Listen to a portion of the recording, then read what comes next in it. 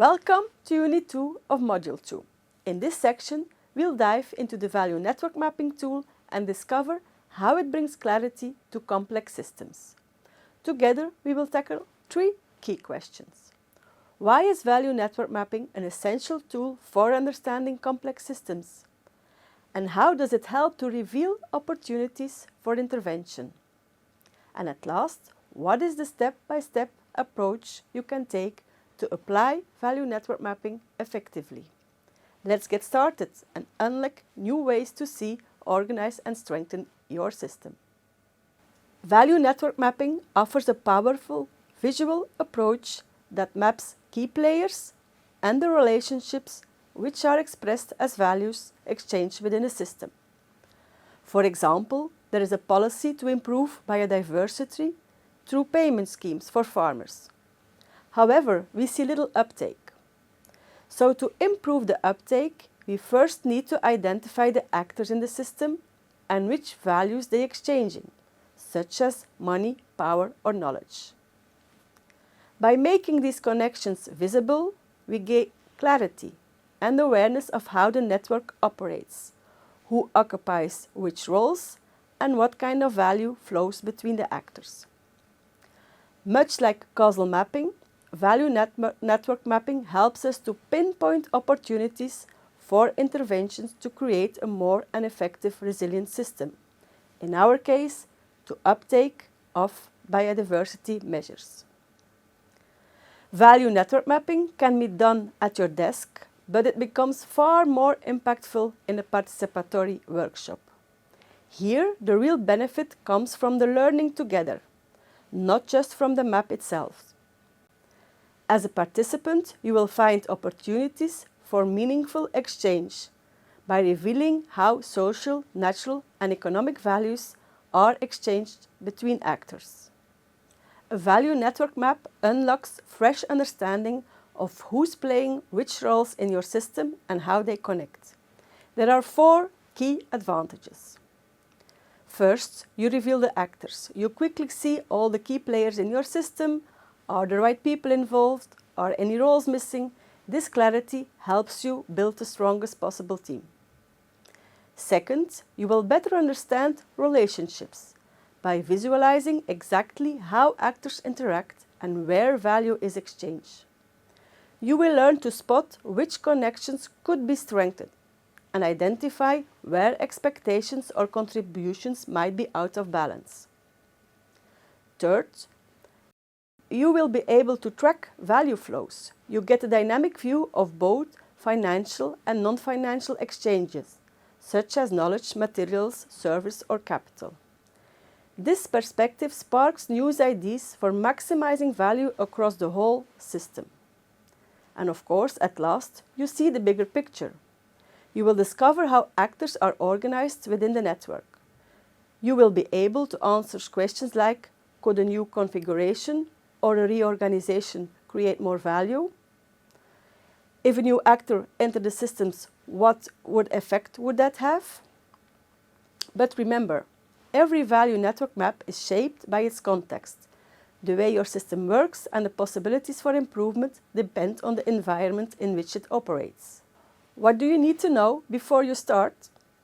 Determining the right scope for your value network map is essential. It's a blend of seeing the big picture and focusing on the details. Ask yourself at what level should you map the network? Which actors matter most? And how much detail do you need about the values being exchanged? So be prepared to zoom in and out until you find the right level. Also, keep your objective front and center. Is your map meant to capture the behavior of all actors across the system, or just those involved in a crisis or a specific challenge? So let your purpose guide you to the level that delivers the most valuable insight, whether it's a neighborhood, a region, or even an entire continent. Now we zoom into the first building block, the actors and their roles. Stakeholder analysis is a powerful tool for choosing the right level for your actor map. It's vital to recognize the wide variety of actors and their unique roles. To gain clarity on which actors really matter, start by identifying primary stakeholders, those with direct interest in your purpose, such as farmers, policymakers, or even the citizens, and distinguish them from secondary stakeholders, like media or government, that only have indirect influence. Each actor holds influence and power in different ways, whether by taking actions, engaging in interactions, contributing or detracting value, or making crucial decisions. Depending on your chosen scope, your value network map can include a spectrum of participants: individuals, small teams, business units, entire organizations, industry groups, communities, or even nation-states. By pinpointing who plays a part and how, you lay the foundation for a meaningful insights and transformative change. Next, you need to define the relationships. You do that based on the value of the interactions. In other words, what is being exchanged and what is each exchange worth. Transactions can be tangible, like goods with a clear monetary value, or intangible, such as services, know-how, reputation, or even trust. While tangible exchanges are easy to measure, intangible values like political support, emotional backing, power, or prestige are much harder to quantify but are just as important. Some relationships are short-term, think on a one-time customer, while others are long-lasting, like financial large investments on the farm or building trust over time. In addition, depending on the actor's perspective, this flow can take on different values. In the example of the biodiversity scheme, the farmers might value the social status in the community more than the sustainable development goals at society level. What is a step-by-step approach to implement value network mapping? You kick off your value network mapping by pinpointing the key roles within your system. This means identifying the main actors or groups of actors who fulfill a specific function. Group these actors based on their shared roles or responsibilities. Here you can see a list of possible actor groups for our biodiversity case. As mentioned before, it's important to start with the stakeholder analysis. Next, bring in colleagues or relevant actors to help verify the roles you identified, for example, in a workshop. Ask them to confirm which roles are relevant, discuss any missing roles, and ensure that everyone recognizes the importance of each role. In this second step, you identify the different types of relationships based on the values that are exchanged between the actors. Here you can see the main values listed for the biodiversity case. Use visual cues, such as different colors or line styles, or name them with a letter to clearly distinguish the various kinds of values. In the third step, you will bring your map to life, and this example shows what it can look like. Each actor gets connected to the others, using the values you have identified. You assign a specific value to each connection. Then you assign a direction with an arrow to make the flow of the connection clear. For example, the farmers in the scheme deliver commodities to the cooperatives, traders, and retailers. At the same time, the farmers receive specific requirements from them. Again, don't hesitate to use color coding or different line styles to distinguish various types of transactions. This helps everyone to see at a glance who is giving and who is receiving within the network.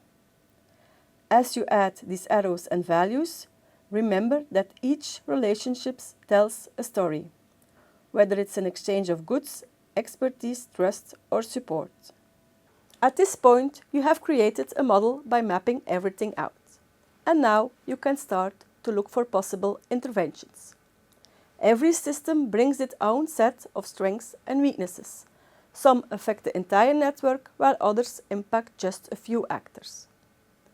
You need to explore each actor and its role from a fresh perspective. rethinking how they contribute to the overall map. Do this through assessing its strengths and weaknesses, but also check for opportunities and threats that exist within the current setup.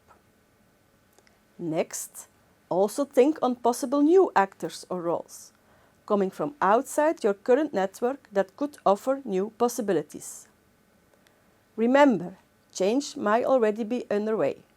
Pay attention to emerging experiments or emerging activities that signal new roles or relationships. For example, in our biodiversity case, what is the role of the advisory services? At this point, they deliver knowledge to the farmers. One strength is regular contact with the farmers. Their individual perspective about the scheme can be a strength or a weakness because it affects how they talk about it to the farmer. Based on your analysis, seek out practical improvements. Consider which roles or transactions could be changed to enhance the flow of value. Is there a role that's no longer needed and can be removed? Or perhaps a new role or actor that should be introduced to enrich the network? Or you can reconnect existing actors in a different way. For example, could the advisory services take up a new role to stimulate the schemes? It might be possible to create new values within current relationships. For example, could an extra financial stream support the uptake? Now it's time to redraw your value network map to assess the impact of your ideas. Using the interventions you just identified, you add new actors or remove actors that became irrelevant. Further, you redraw the arrows and the values to reflect your desired changes. It's important to know that sustainable innovation doesn't mean every actor gains equal value, but it does require agreement on how value is structured and shared. That's why it's vital to pinpoint the gains and losses for each role. Wait to implement the interventions in real life until you have reached consensus on which interventions to apply. This might require several rounds of collaborative workshops and further research. Once again, I wish you good luck in applying this tool. Value network mapping might feel challenging at first, especially when working in groups, but stick with it.